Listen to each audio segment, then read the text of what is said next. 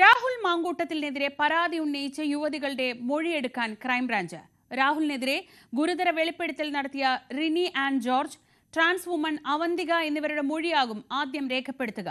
Case അന്വേഷിക്കാനുള്ള പ്രത്യേക crime branch സംഘത്തെ ADGP H. Venkatesh ഇന്ന് തീരുമാനിച്ചേക്കും. ഗർഭഛിദ്രം നടത്താൻ രാഹുൽ നിർബന്ധിച്ച യുവതിയെ കണ്ടെത്താനും പോലീസ് നീക്കം നടത്തുന്നുണ്ട്. VV അരുൺ വിവരങ്ങളുമായി ചേരുന്നു.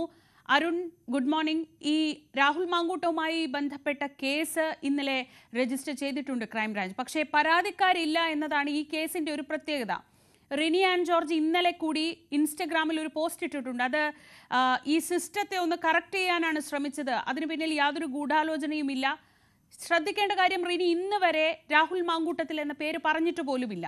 അങ്ങനെയെങ്കിൽ അവരൊരു പരാതി ഔദ്യോഗികമായി കൊടുക്കാൻ തയ്യാറാവുമോ എന്നത് ഒരു പ്രധാനപ്പെട്ട ചോദ്യം. അവന്തികയുടെ പരാതി അവിടെ നിലനിൽക്കുന്നുണ്ട്. ഈ കേസിൽ എങ്ങനെ മുന്നോട്ട് പോകാനാണ് ക്രൈംബ്രാഞ്ച് ആലോചിക്കുന്നത്? എന്തൊക്കെയാണ് ക്രൈംബ്രാഞ്ച് ആസ്ഥാനത്തെ നീക്കങ്ങൾ?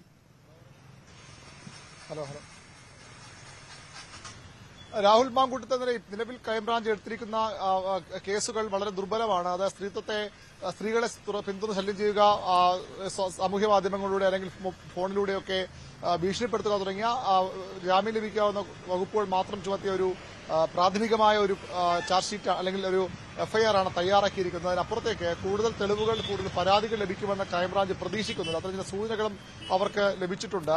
അതിന്റെ അടിസ്ഥാനത്തിലാണ് മുഖ്യമന്ത്രിയുടെ ഓഫീസ് സംസ്ഥാന പോലീസ് മേധാവിയുടെ നിർദ്ദേശപ്രകാരം ഇത്തരത്തിൽ കേസുമായി മുന്നോട്ട് പോകാൻ നിർദ്ദേശം നൽകിയത്. ഇന്നലെ മുഖ്യമന്ത്രി അക്കാര്യം വ്യക്തമാക്കിയിരുന്നു. പല കാര്യങ്ങളും ഇനിയും പുറത്തു വരാനുണ്ട് എന്നുള്ളത്.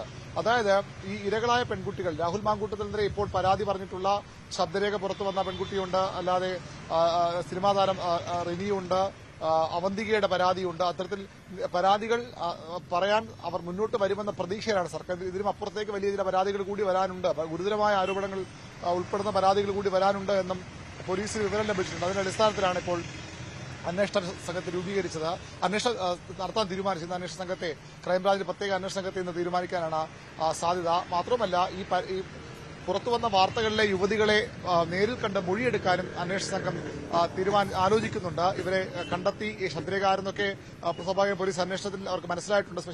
സ്പെഷ്യൽ ബ്രാഞ്ച് റിപ്പോർട്ടിലേക്ക് വളരെ വ്യക്തമായി തന്നെ അക്കാര്യങ്ങൾ അവർക്കറിയാവുന്നതാണ്. അതുകൊണ്ട് തന്നെ ഇവരെ നേരിട്ട് കണ്ട് മൊഴിയെടുക്കും. പരാതിയിൽ അവർ ഉറച്ചു നിന്നാൽ ഇവരുടെ പരാതിയിൽ തന്നെ ഗുരുതരമായ വകുപ്പുകൾ ചുമത്താനുള്ള വഴിയുണ്ട്. മുഖ്യമന്ത്രി തന്നെ പറഞ്ഞതുപോലെ ഗർഭചിത്രം നടത്തിയില്ലെങ്കിൽ കൊല്ലാൻ പോലും മടിക്കില്ല എന്ന ഭീഷണിയൊക്കെ അതിലുണ്ട്. അതുകൊണ്ട് തന്നെ അതിൽ കുറച്ചുകൂടി ഗൌരവമുള്ള വകുപ്പുകൾ ചുമത്താൻ കഴിയുമെന്ന് പോലീസ് കരുതുന്നു. ഇനി ഇതിനപ്പുറത്തേക്കുള്ള പരാതികൾ കൂടി വരാൻ തന്നെ സാധ്യതയുണ്ടെന്നാണ് പോലീസ് ഇപ്പോൾ വ്യക്തമാക്കുന്നത്. അങ്ങനെ ചില സൂചനകൾ അവർക്ക് ലഭിച്ചിട്ടുണ്ട്. ഒരുപക്ഷെ കൂടുതൽ പരാതികൾ പോലീസിന് മുൻപാകെ എത്തിക്കാണും. ചില പരാതികൾ ഇതിനകം തന്നെ മറ്റ് പുറത്തുനിന്നുള്ള വ്യക്തികൾ സംസ്ഥാന പോലീസ് മേധാവിക്കടക്കം പരാതികൾ നൽകിയിട്ടുമുണ്ട്. ആ പരാതികളുടെ കൂടി അടിസ്ഥാനത്തിലാണ് ഇപ്പോൾ ഒരു പ്രാഥമിക അന്വേഷണത്തിലേക്ക് ക്രൈംബ്രാഞ്ച് നീങ്ങുന്നത്. കൂടുതൽ പരാതികൾ, വ്യക്തമായ തെളിവുകളുടെ അടിസ്ഥാനത്തിലുള്ള വിവരങ്ങളൊക്കെയാണ് ഇപ്പോൾ പോലീസ് തേടുന്നത്. ശരി അരുൺ, ഈ വിഷയത്തിൽ പക്ഷേ ഒരു പരാതിയുമായി ആരും വരുന്നില്ല എന്നൊരു ധൈര്യത്തിലാണ്. ഒരു പക്ഷേ അങ്ങനെ പരാതിക്കാരെ കണ്ടെത്താൻ കഴിയും. ഇപ്പോൾ ഈ ഗർഭഛിദ്രവുമായി ബന്ധപ്പെട്ട ഗുരുതരമായ ആരോപണമാണ്. പക്ഷേ അതൊരു ശബ്ദശകലമാണ്, അത് ആരുടേതാണെന്ന് അറിയില്ല. അവർ ആ പരാതിയിൽ ഉറച്ചു നിന്നില്ലെങ്കിൽ അതിലെങ്ങനെ മുന്നോട്ട് പോകാനാകും? ഇത്തരം സാങ്കേതികമായ പ്രശ്നങ്ങൾ കൂടി ഈ കേസുമായി ബന്ധപ്പെട്ട് വരും ദിവസങ്ങളിൽ ഉണ്ടാവില്ലേ?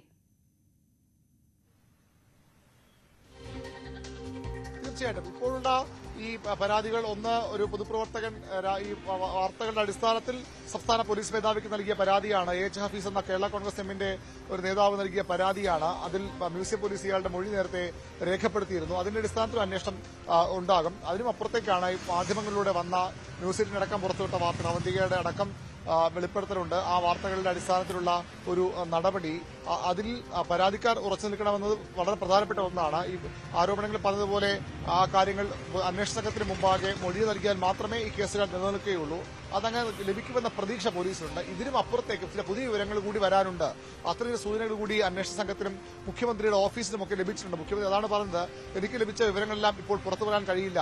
ഈ പരാതി ഇപ്പോൾ രാഹുൽ മാങ്കൂട്ടത്തിൽ മാത്രം നിൽക്കുമോ, ഇവിടം വരെ എത്തിപ്പെടുമെന്ന കാര്യവും വ്യക്തമല്ല. എല്ലാം കാത്തിരുന്ന് കാണാമെന്നാണ് മുഖ്യമന്ത്രി പറഞ്ഞത്. മുഖ്യമന്ത്രി ഈ ഒരു സ്റ്റേറ്റ്മെന്റ് നടത്തിയ തൊട്ട് പിന്നാലെയാണ് അന്വേഷണം, ക്രൈംബ്രാഞ്ച് അന്വേഷണം തുടങ്ങിയതിനു മുമ്പ് തന്നെ വലിയ തെളിവുകളും വിവരങ്ങളും ഒക്കെ പോലീസിന് ലഭിച്ചിട്ടുണ്ട്.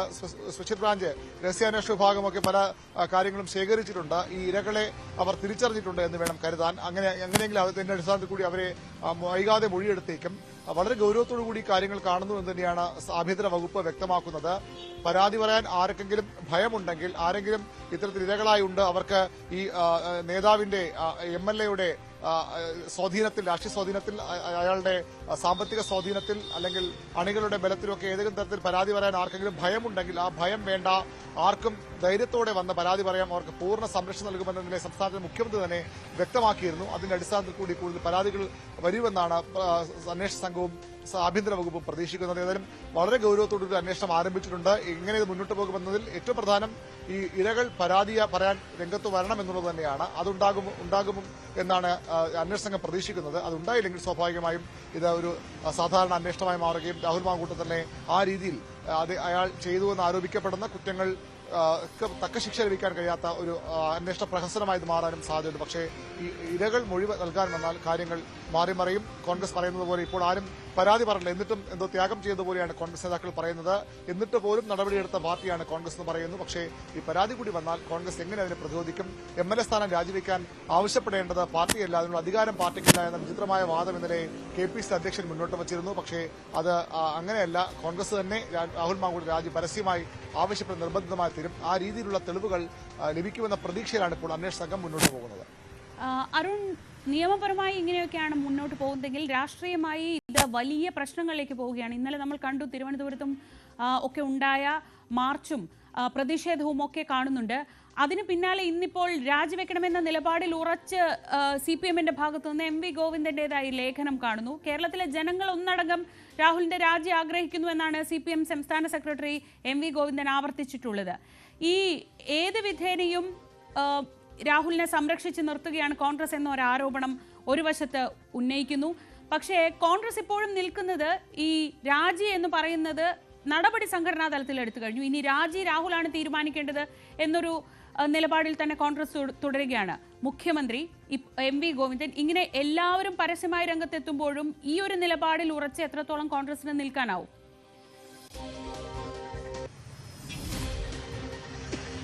അതാണ് അറിയേണ്ടത്. ഗൗരവതരമുള്ള ഒരു വകുപ്പുകൾ ചുമത്തി ഏതെങ്കിലും വകുപ്പുകൾ ചുമത്തി രാഹുലിന്റെ കേസെടുത്താൽ കോൺഗ്രസിന്റെ ഇപ്പോഴത്തെ ഈ മുട്ടാപ്പോക്ക് നയം നിലനിൽക്കില്ല. ഇന്നലെ KPCC അധ്യക്ഷൻ പറഞ്ഞത് തന്നെ തീർത്തും അവക്കമെന്ന് പറയേണ്ട ഒരു പ്രതികരണമാണ്. KPCC ടിക്കറ്റിൽ, കോൺഗ്രസ് ടിക്കറ്റിൽ കൈപ്പത്തി ചിഹ്നത്തിൽ പാലക്കാട് മത്സരം ജയിച്ച ആളാണ് രാഹുൽ മാങ്കൂട്ടത്തിൽ. അതിനുള്ള അവസരം അദ്ദേഹം നൽകിയത് കോൺഗ്രസ് പാർട്ടിയാണ്. കോൺഗ്രസിന്റെ നിയമസഭാ കക്ഷിയിൽ അംഗമായിരുന്നു രാഹുൽ മാങ്കൂട്ടത്തിൽ. ഇപ്പോഴും സാങ്കേതികമായി അയാൾ കോൺഗ്രസിന്റെ നിയമസഭാ കക്ഷിയിൽ അംഗം തന്നെയാണ്.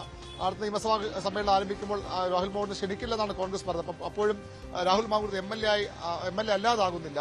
അതുകൊണ്ട് തന്നെ അത്തരത്തിലൊരു പാർട്ടി ടിക്കറ്റിൽ മത്സരിച്ച ഒരാൾ ജയിച്ചു വന്നാൽ അയാളുടെ രാജി ആവശ്യപ്പെടണമെങ്കിൽ അത് ജനങ്ങളാണ് തീരുമാനിക്കേണ്ടതെന്ന് പറഞ്ഞ എന്ത് ന്യായമെന്ന ചോദ്യമാണ് സ്വാഭാവികമായും KPCC അധ്യക്ഷന്റെ പ്രസ്താവനയ്ക്ക് നേരെ ഉയരുന്നത്.